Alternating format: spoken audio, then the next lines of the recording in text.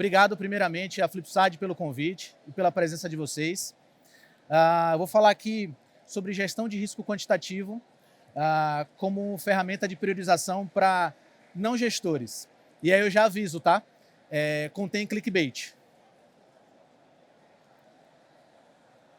Bom, esse cara aqui pode não parecer, mas sou eu numa foto muito antiga do último evento presencial do Mindsec. E aí o amigo aqui, inclusive, está me ajudando, porque os colegas ficam puxando minha orelha porque eu não atualizo a foto de perfil do LinkedIn. Obrigado aí, viu, amigo? Bom, e aí para falar rapidamente sobre mim, eu sou soteropolitano, marido, esposo, filho, pai, um cara apaixonado pelo que faz, apaixonado pelo contexto de segurança da informação. Acho que todo mundo que está inserido um pouco no contexto de segurança da informação só pode gostar muito do que faz para continuar inserido nesse contexto, não é verdade? E eu trabalho no mercado de tecnologia já há mais de 18 anos, nos últimos 10 anos atuando mais próximo dos times de segurança da informação. Já passei por segmentos como varejo, educação, saúde e agora no contexto financeiro, que tem sido um grande desafio, tá? Mas vamos lá, sem conversas. E aí, qual que foi a motivação para essa palestra aqui, tá? Eu gosto de falar que eu não chamaria nem de uma palestra aqui, é quase que uma troca com vocês, e obviamente eu espero de vocês para que ao final das perguntas, no momento das perguntas ou posteriormente, a gente possa conversar e possa trocar, porque esse basicamente é um exercício de uma tese que eu tenho aplicado no meu dia a dia, tá? E aí algumas frases aqui, que me motivaram a montar esse material e desenvolver isso com o board e com os times de segurança da informação. A primeira delas aqui, não compreendemos como isso se conecta com a estratégia. Essa é uma frase que eu ouvi tanto de times técnicos quanto do board também.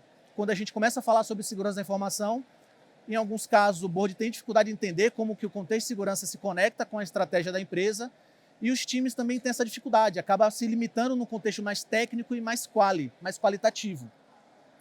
Uma outra frase que eu ouvi também é: não possuímos conhecimento técnico. E por incrível que pareça, essa frase não foi dita por um time técnico, foi dita por um time executivo.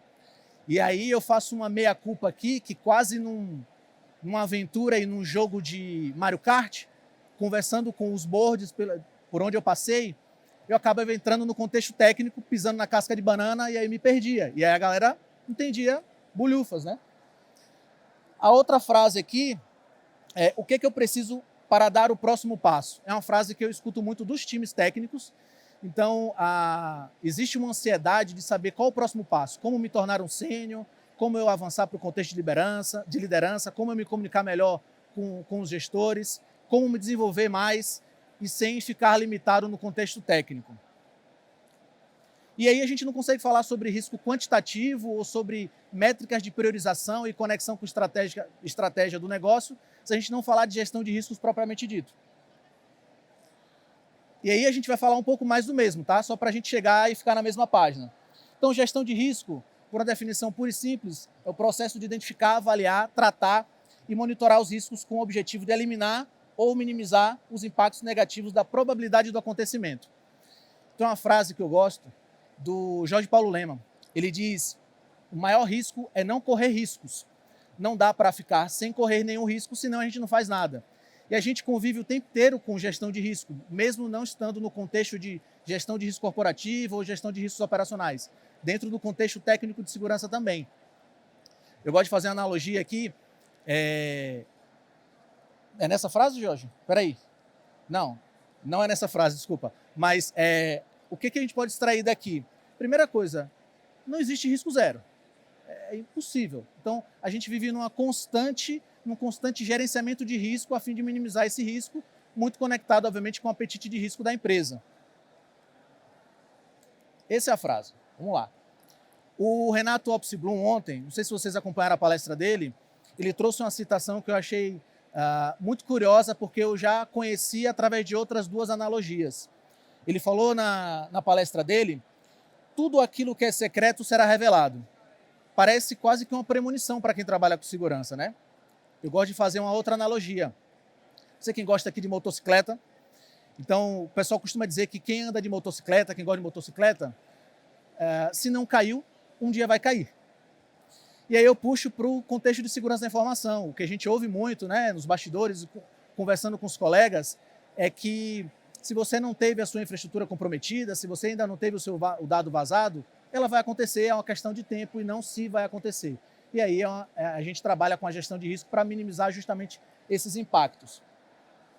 E aí, para trazer o recorte para a gestão de riscos de segurança da informação, de forma que a gente não se limite no contexto de gestão de riscos operacionais e ou corporativo, gestão de riscos em segurança da informação consiste em identificar falhas e vulnerabilidades que podem expor dados e informações da empresa a ameaças. Vou trazer um desenho aqui para a gente exemplificar melhor o contexto de gestão de segurança da informação, tá? Esse é um desenho bem simples aqui para a compreensão de todos. Então aqui a gente tem, por exemplo, os vetores de ataque. Então a gente tem phishing, tem exploração de vulnerabilidade, o famoso insider que todo mundo teme, né? E misconfiguration, trazendo uma associação ali com portas abertas. Ali a gente tem as fraquezas, os endpoints e os servidores. Nesse primeiro fluxo que a gente avalia aqui, que a gente consegue visualizar aqui, a gente tem um atacante explorando através de um vetor ali, que é o phishing, a fraqueza ali, que muito provavelmente é o usuário ali, né, que acabou clicando no link indevidamente. Isso compromete de alguma forma o equipamento dele e isso acaba escalando para um servidor no movimento lateral.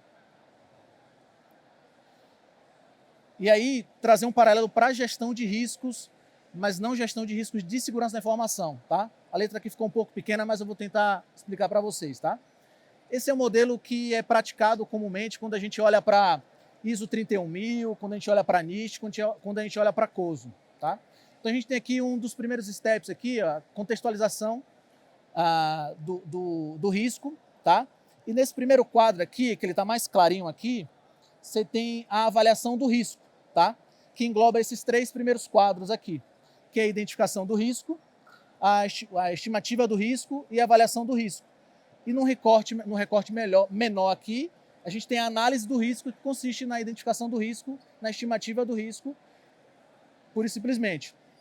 Avançando mais um pouco, a gente tem o tratamento do risco e consequentemente, e por fim, ali uma carta de risco aceito ou não, se o risco ele vai ser mitigado, se ele vai ser anulado, se ele vai ser transferido. E nos 2 pilares aqui laterais, a gente tem, percorrendo todo o fluxo, o monitoramento do risco e revisão do risco, que é um processo que a gente deve manter sempre on track, e a comunicação sobre o risco também, que é super importante. Não adianta a gente fazer isso de forma autônoma sem se comunicar com os pares, com os times envolvidos ou com o próprio board. E aí a gente começa a entrar aqui, de fato, na quantificação do risco. Essa frase aqui, a matemática é uma linguagem universal, eu ouvi de um gestor e isso abriu a minha mente, assim, sabe? Eu estava tendo muita dificuldade de me comunicar com o board, de me expressar e de conseguir conectar as iniciativas de segurança com a estratégia da empresa. E uma coisa que, quando ele falou isso, ficou muito claro. Ele usou uma sequência de expressões ali, mas essa me marcou mais. Porque, de fato, quando a gente precisa se comunicar com gestores, com alta liderança, a melhor forma da gente se comunicar é através dos números.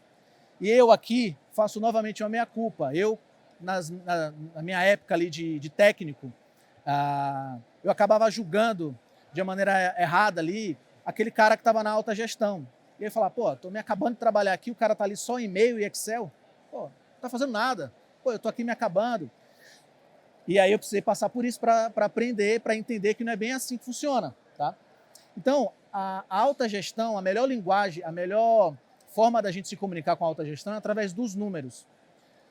E isso a gente consegue traduzir também, eu tenho feito um exercício com os times técnicos, de levar isso para os times, para utilizar isso como um mecanismo de priorização, de engajamento, de envolvimento dos times com a estratégia da empresa, para que eles estejam cada vez mais próximos do negócio, motivados e priorizando aquilo que realmente importa para a empresa, tá? Os times de AppSec, Red Team estão mais acostumados com métricas numéricas, ainda que num contexto técnico, usando CVSS. E aí, entrando mais no contexto aqui de risco quantitativo, claramente o risco quantitativo, quando a gente fala de número, a gente começa a se comunicar melhor com o board, e isso acaba proporcionando uma maior sinergia com os objetivos estratégicos da empresa. o board começa a ver mais valor agregado naquilo que você faz na ponta, e não fica aquela questão de, mas o que é que o time de segurança faz? Os caras estão gastando uma baita grana ali, comprando solução, o time está crescendo muito, por quê? Então, eu vejo que o risco quantitativo é uma excelente ferramenta para não só justificar, mas também se comunicar melhor com o board. E basicamente o risco quantitativo é uma análise, obviamente, quantitativa, que visa estimar através de números os possíveis efeitos de riscos relacionados a um determinado ativo ou até mesmo a organização. E para a gente exercitar o risco quantitativo, a gente pode se fazer algumas perguntas. Aí eu trouxe algumas perguntas aqui para a gente se fazer, se provocar, obviamente. Se quiserem depois da palestra conversar comigo. Então, por exemplo, quantas vezes pode ocorrer um incidente ou desastre em um determinado intervalo de tempo? Quanto custará esse incidente ou desastre? Quais os principais riscos cibernéticos associados a esses riscos? Quais os ativos envolvidos? E quanto de dinheiro deve se investir para reduzir esses riscos? Não sei se vocês já ouviram falar no modelo FAIR. E aí, dando esse primeiro contexto para vocês, eu estou dando um baita salto ali para chegar em risco quantitativo, tá? Gostaria que vocês não se apegassem tanto. Esse aqui, no momento, é considerado o modelo ideal, com muitas aspas, para mensurar risco quantitativo associado à perda financeira, tá? E aí a gente já tem aqui algumas, não vou dizer métricas, mas alguns gatilhos para nos provocar e mensurar melhor o risco de perda financeira. Os dois principais aqui estão associados à frequência do evento de perda e à magnitude da perda, tá? No final das contas, o resultado de tudo isso vai ser uma perda financeira para a empresa, tá? Mas para a gente ir para um contexto mais prático e eu compartilhar um pouco com vocês do que eu tenho exercitado para a gente gradativamente chegar nesse modelo, aqui é uma informação importante também, que atualmente 45% das empresas da Fortune 100 utilizam o FAIR para a quantificação dos riscos. E aí, eu não sei se você sabe, mas a Fortune classifica as empresas pelo seu nível de faturamento ali, né? Pelo seu poder financeiro, digamos assim. E aí, vamos fazer um exemplo prático aqui, bem rápido, tá? Um determinado evento de perda, ele pode ocorrer uma vez a cada 5 anos com eventual perda de 10 milhões de reais. Qual o potencial de perda financeira anual? Parece simples, pode parecer até ridículo essa simples conta aqui, mas a provocação que eu faço é toda e qualquer iniciativa possível relacionada à segurança da informação, a gente possa conectar com a eventual perda financeira. É onde vai incomodar o board, sabe? Tem perda financeira, tem potencial de churn, de clientes sair, aumenta a barreira de entrada de novos clientes entrarem, tem um risco reputacional e de imagem que gera um impacto de perda financeira. Todos esses gatilhos simples disparam outros gatilhos não tão positivos no board que fazem a galera se movimentar, que faz o pessoal se movimentar e a gente começa a ganhar força nessa comunicação com o board. Para esse caso específico, a gente tem aqui, ó, eu estava falando do Loss Event Frequency. O Loss Event Frequency, basicamente, ele é a incidência do incidente ou do desastre, dividido pela ocorrência dele, vamos dizer assim, então uma vez a cada 5 anos, vezes o potencial de perda financeira, tá? Isso, obviamente, a gente vai chegar numa conta aqui de 2 milhões de perda financeira potencial por ano. E aí, trazendo para um contexto ainda mais prático, esse modelo aqui, eu acredito que alguns de vocês já devem conhecer, tá? É um modelo qualitativo, mas com aplicação de pontos para que a gente chegue no meio termo da quantificação de risco. E aqui que as coisas começam a ficar mais claras para o time técnico, tá? Se a gente voltar aqui e tentar explicar e desenvolver isso nos times técnicos, a gente de fato vai encontrar uma tremenda barreira, uma tremenda dificuldade, tá? Mas antes da gente chegar aqui, a gente vai, aos poucos, exercitando esse modelo. Então aqui nessa coluna aqui, a gente tem a consequência ou o impacto, e aqui a gente tem a probabilidade na linha de baixo, tá? Então a gente tem uma escala aqui de baixo, médio, substancial, severo, extremo, e a probabilidade, se ela é baixa, média, alta, extrema. Quando a gente aplica E, obviamente, isso não é uma receita de bolo que vai funcionar com todo mundo, tá? Depende do apetite de risco e daquilo que vocês consideram como risco extremo. Para algumas empresas, o risco extremo pode ser um score de 8 ou de 10, sabe? Então, aqui nesse exemplo, risco extremo está representado com o score 5, tá? E a probabilidade extrema está categorizada ali, está classificada como score 5. Como é que a gente faz esse primeiro exercício, tá? A gente faz uma razão desses dois pilares aqui, dessas duas classificações, tanto consequência e impacto quanto probabilidade. Então, se a gente pega um risco que ele é extremo e a probabilidade dele é extrema, a gente vai ter uma razão ali, no caso da multiplicação, a gente vai ter 25, né? E aí eu vou trazer uma conta que a gente faz para mostrar para vocês que, na verdade, não existe mágica, tá? Então, como eu falei, não é uma receita de bolo, não é algo que se aplica a todo mundo, mas é possível, através de baby steps, exercitar isso com os times e trazer as alavancas corretas para mensurar o risco quantitativo conectado com a estratégia e potencial de perda financeira. Esse é um modelo que eu pude exercitar por alguns meses com os times, e é basicamente uma explicação desse primeiro modelo, tá? E aí eu vou explicar um pouquinho melhor através desse modelo. Então, como a gente falou aqui, né, a gente tem aqui a matriz de riscos, onde a gente tem o impacto, que nesse caso aqui é de 1 a 4, e a probabilidade que vai de 1 a 4, tá? A razão desses dois valores, impacto e probabilidade, a gente chega numa escala de risco, que pode categorizar o risco como risco extremo, risco alto, moderado ou baixo. E aí eu sei, a gente está falando de quali novamente, mas lembra que a gente fez uma associação numérica para cada risco qualitativo. Então aí a gente vai se apegar a exatamente esses números, exatamente a essa pontuação aqui.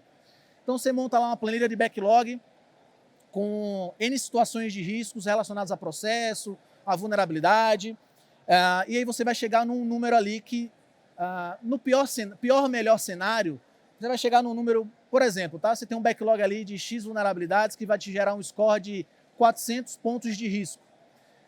O fato de você avaliar, monitorar e dar visibilidade quanto a esse risco para o board, até mesmo para o seu time, vai ajudar a entender o que é mais criterioso, o que é mais importante, o que é mais urgente para se aplicar e se resolver na empresa. E trazer essa visibilidade mês a mês, semana a semana, do risco sendo diminuído, já traz uma excelente oportunidade de melhorar a comunicação com a liderança. Já está quase acabando? E aí, desculpa se eu falei um pouco rápido, tá, pessoal? Vamos fazer um breve recap.